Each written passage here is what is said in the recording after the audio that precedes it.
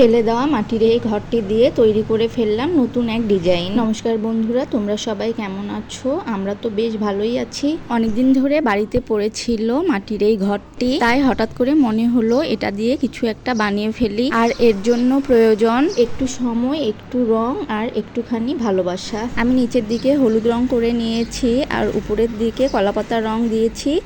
এখন কলাপাতার রং দেওয়ার পর মনে হচ্ছিল যে উপরে লাল রংটা করলেই বেশ ভালো লাগতো। আমার কাছে এই মুহূর্তে কোনো মোটা তুলি ছিল না, বাড়িতে যেটা ছিল সেটা দিয়েই রং করে নিচ্ছিলাম, তাই একটু দেরি হচ্ছিল। বেশ অনেকক্ষণ ধরেই ভাবছিলাম যে কি ডিজাইন করব, কিন্তু পরে যা মনে আসলো সেটাই করে ফেললাম। এই চিকন ডিজাইনটা করার জন্য আর একটু চিকন তুলি হলে ভালো হতো। আমার কাছে ওই মুহূর্তে চিকন তুলি ছিল না, এই জন্য ডিজাইনটা একটু মোটা হয়ে গেছে। সামান্য ফেলে দেওয়া একটি মাটির ঘর আজ রঙের ছোঁয়ায় ফিরে পেয়েছে নতুন জীবন। প্রতিটি তুলির টানে মিশেছে লাল, হলুদ, সবুজ, যেন মাটির সঙ্গে এক রঙের মিলন। ফেলে দেওয়া যে কোনো জিনিসকে যদি এমন করে বিভিন্ন ডিজাইন করা যায় তাহলে দেখতে বেশ ভালোই লাগে, আর সেই জিনিসগুলো দিয়ে অনেক সুন্দর করে ঘরকেও সাজিয়ে রাখা যায়। এই ডিজাইনটা যদি একটু চিকন করতে পারতাম তাহলে বেশ ভালোই হতো। একটু বেশি মোটা হয়ে যাচ্ছিল। আপনারাও চাইলে আপনাদের বাড়ির এমন ছোট ছোট ফেলে দেওয়া জিনিসগুলোকে এভাবে কাজে লাগাতে পারেন। আমি এই ধরনের সব জিনিসগুলোকে কখনোই ফেলে দেই না, সবসময় জমা করে রাখি। সময় পেলে কিছু বানানোর চেষ্টা করি। এই জায়গাটা একটু ফাঁকা ফাঁকা লাগছিল, এই জন্য এমন ডট ডট দিয়ে দিলাম। আর নিচের দিকটাতে এমন ডিজাইন করে দিলাম, জানি না কেমন লাগছে। এখন নিচের দিকটা কমপ্লিট হয়ে গেল, উপরের দিকটাতে কি ডিজাইন করব সেটাই ভাবছিলাম।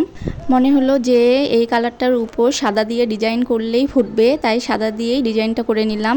আস্তে আস্তে আমার ডিজাইনটা শেষের দিকে উপরে সম্পূর্ণ ডিজাইনটা শুধু সাদা দিয়েই করব, তাহলেই ভালো লাগবে। এই পুরো ডিজাইনটা করার সময় আমার পাশে আমার ছেলে অনেক দুষ্টুমি করছিল। তার ইচ্ছে ছিল সেও রং করবে, এজন্য আমি তাকে রং করার জন্য একটি ছোট কোটা দিয়েছিলাম। সেটা সে অনেক মনোযোগ সহকারে রং করছিল। আমি তার রং করাটা ভিডিও করতে পারিনি। প্রতিটি রং যেন তার মুখে ফিরিয়ে আনলো একটি অনুভব, আশা, আনন্দ আর স্নিগ্ধতা। পেন্টিং শেষে নিশ্চয়ই এটি আর ফেলনা হবে না, এটিকে কোনো কাজে লাগাবো। এই যে ডিজাইনটা আমার শেষের দিকে, এইটুক অংশ ডিজাইন করে নিলেই এটি পরিপূর্ণতা পাবে। এটির ভিতর যে কোনো জিনিসই সাজিয়ে রাখা যাবে। ইচ্ছা করলে গাছ রেখে ঘরের এক কোনায় ঝুলিয়ে রাখা যাবে, আবার ইচ্ছা করলে কলমদানিও বানানো যাবে। ফাইনালি ঘরটিকে সম্পূর্ণ রূপ দেওয়া হয়ে গেছে। রং করার পর কেমন লাগছে অবশ্যই কমেন্ট করে জানাবেন। আমি এখন এখানে গাছ রেখে দেখছিলাম কেমন লাগছে। গাছ রাখার পর যেন এটি সৌন্দর্য আরো অন্যরকম ভাবে ফুটে উঠেছে। অবশ্যই লাইক, কমেন্ট, ফলো দিয়ে পাশে থাকবেন।